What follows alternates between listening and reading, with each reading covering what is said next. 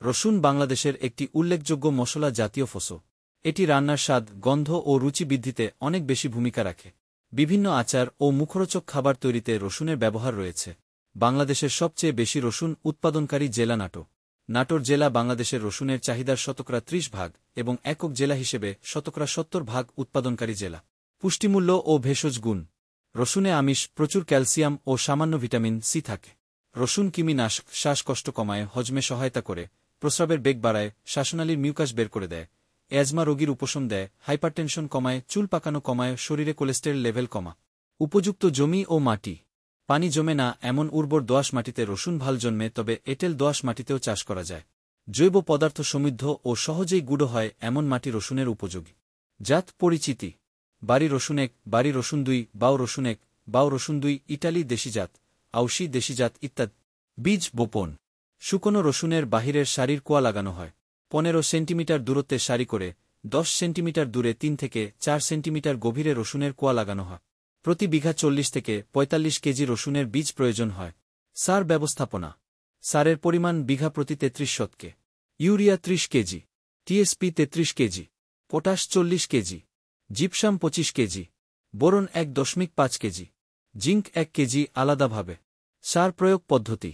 সম্পূর্ণ গোবর, TSP, gypsum, boron, zinc আলাদাভাবে ও অর্ধেক ইউরিয়া ও পটাশ সার জমি তৈরির শেষ চাষে প্রয়োগ করতে হবে।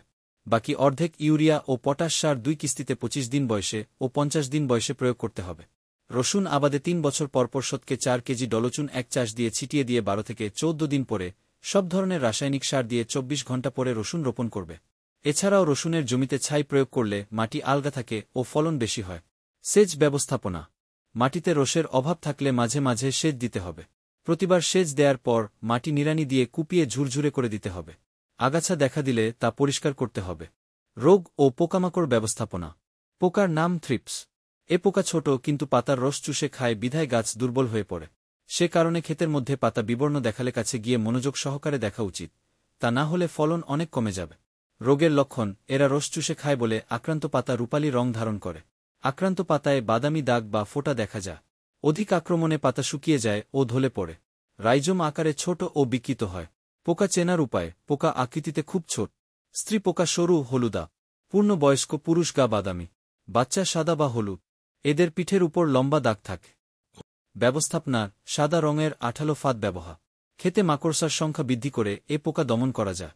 আক্রমণ বেশি হলে সাইপারমেক্সিন গ্রুপের সাইপেরিন, সাইপার অথবা ইমাডিক্লোরোফিড গ্রুপের অ্যাডমায়ার প্রতি লিটারে 1 মিলি, সাইপারমেক্সিন অথবা ইমিডাক্লোরোফিড প্রতি লিটারে 0.5 মিলি গাছে 4 থেকে 5 দিন পরপর স্প্রে করতে হবে।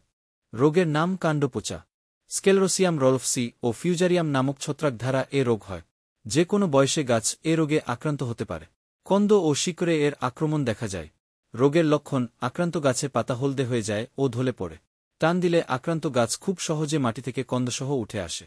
আক্রান্ত স্থানে সাদা সাদা ছত্রাক এবং বাদামি বর্ণের গোলাকার ছত্রাক গুটিকা, স্কেলেরোসিয়াম দেখা যায়। অধিক তাপ ও আর্দ্রতাপূর্ণ মাটিতে এ রোগ দ্রুত বিস্তার লাভ করে। খেতে সেচ দিলেও এ রোগ বৃদ্ধি পায়। ব্যবস্থাপনা। আক্রান্ত গাছ তুলে ধ্বংস করতে হবে।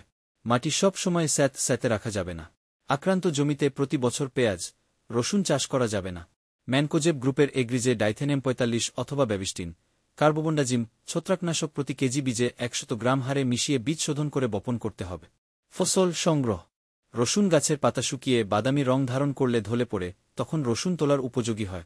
গাছসহ রসুন তোলা হয় এবং ওইভাবে ছায়াতে ভালোভাবে শুকিয়ে মরা পাতা কেটে সংরক্ষণ করা হয়।